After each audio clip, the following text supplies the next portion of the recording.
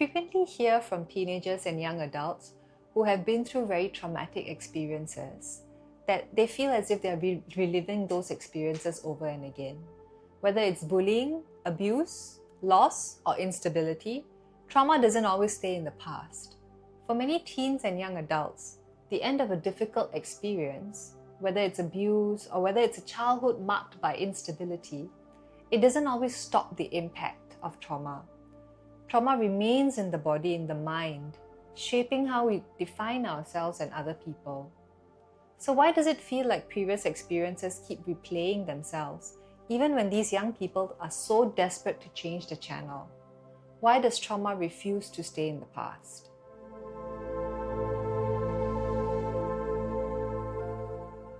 Adolescence and early adulthood are the prime periods for brain development, particularly the areas involved in emotional regulation, in memory, and decision-making. It is also the time when young people learn to manage their emotions, to make decisions, and also to transform experiences into memories. If a child were to go through trauma during this critical stage, it can disrupt these processes in detrimental ways. Under normal circumstances, the brain's alarm system, known as the amygdala, is designed to protect us. It alerts us to danger and helps us react quickly. However, trauma can cause this alarm to become overly sensitive, even when there is no real threat, like a smoke alarm that keeps blaring even when there's no fire. It begins to react to non-threatening situations as if they were emergencies, leading the young individual to be more prone to intense fear and emotional reactivity. Another part of the brain, known as the hippocampus, which helps us distinguish between past experiences and present one, is also compromised during trauma. So this means that painful traumatic memories are left uncatalogued and feel as if they are vividly occurring in the present, as if they are still a threat to the individual. Finally, the prefrontal cortex, or the executive functioning region, is the area responsible for reasoning and impulse control.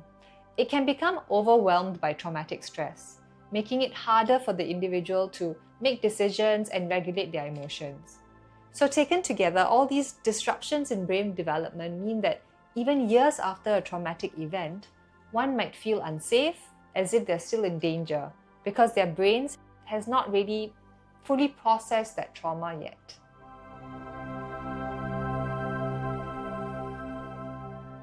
Let me share with you the story about Faisa. After experiencing physical and emotional abuse by her parents as a child, Faisa often found herself on edge, even in situations which were perfectly safe. Although the abuse stopped a year ago, when she moved in with her auntie, a raised voice or sudden movement could make her flinch, triggering flashbacks so that she felt as if she was experiencing the abuse all over again. Her body reacted automatically in those situations. Her heart would race, her muscles would tense, and she would struggle to calm down, reminding her how deeply the trauma had left its mark on her. To cope, Faisa avoided any kind of reminders of the past. She even cut off contact with her parents and destroyed any photos she had of them. She distanced herself from others for fear that they would take advantage of her or hurt her in some way, and attempted to numb her feelings.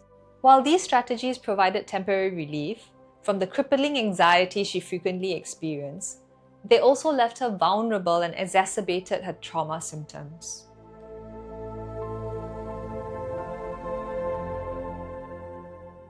Imagine being stuck, reliving the endless loop of suffering of your past, where your body and mind are constantly in survival mode. This takes a heavy toll on one's identity and self-worth. Your internal danger system is perpetually switched on. You start to look for reasons you always feel so threatened. Eventually, in order to establish a sense of control, the mind starts to attribute the persistent perception of a threat to a personal flaw, and the individual internalizes trauma. This does not just involve having bad memories of the original traumatic events.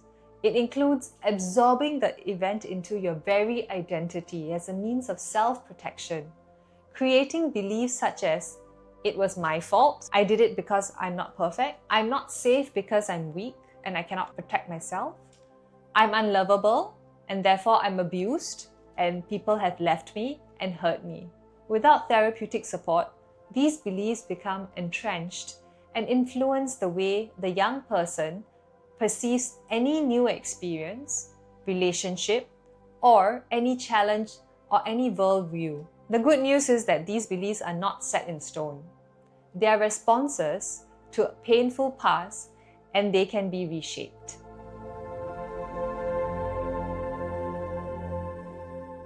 Traumatic memories are often stored unconsciously, which means they can trigger intense emotions and reactions without warning.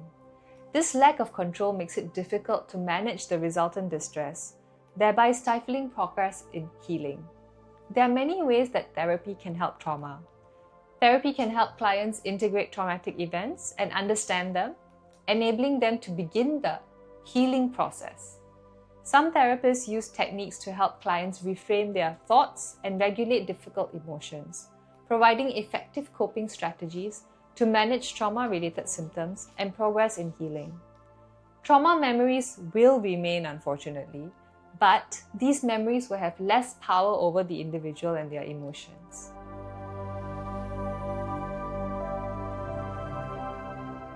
So how then do you reconcile the past, present, and future? Reliving the past is by no means a sign of weakness, but for a young person who has experienced the painful grip of trauma, its hold can echo for years. It can embed itself in the developing mind and body, impacting every aspect of life. But, as trauma expert Dr. Peter Levine reminds us, trauma is a fact of life. It does not, however, have to be a life sentence. With the compassionate, trauma-focused interventions, young people can begin to understand their reactions, challenge their negative beliefs, and regulate their emotions, cultivating resilience and regaining their sense of self-worth. Therapy can help loosen the grip of the past, making space for healing, growth, and a future shaped by possibility.